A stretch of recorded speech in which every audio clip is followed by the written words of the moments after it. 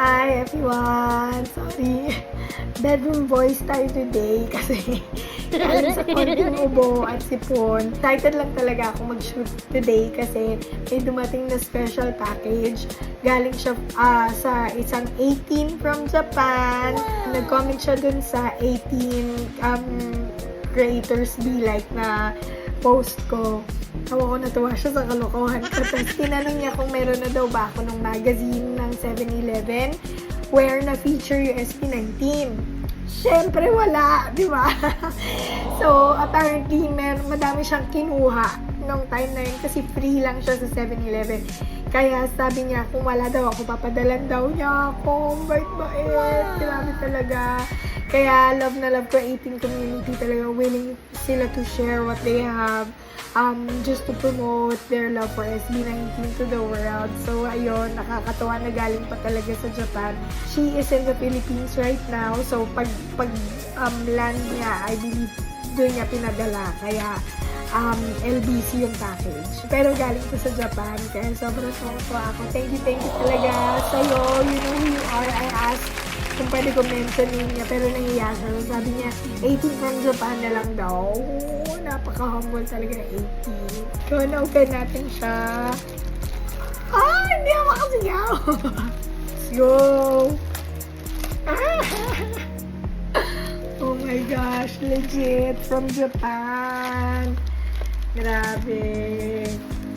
Kapabait. Ito na siya, guys.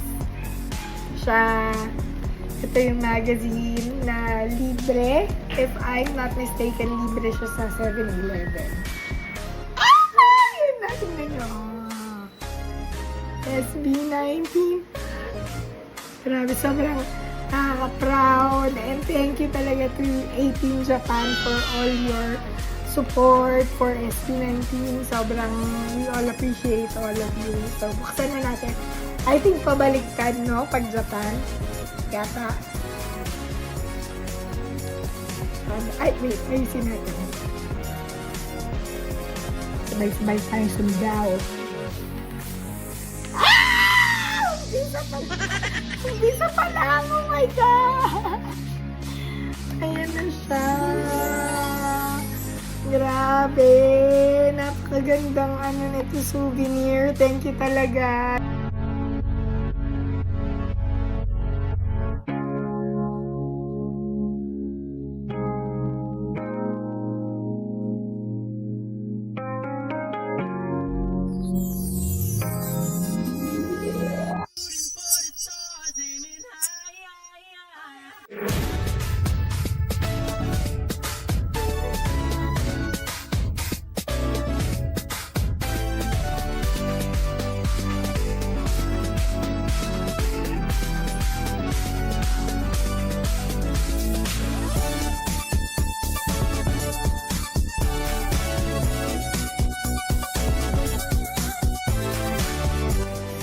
Yun, thank you again. Thank you. Grabe.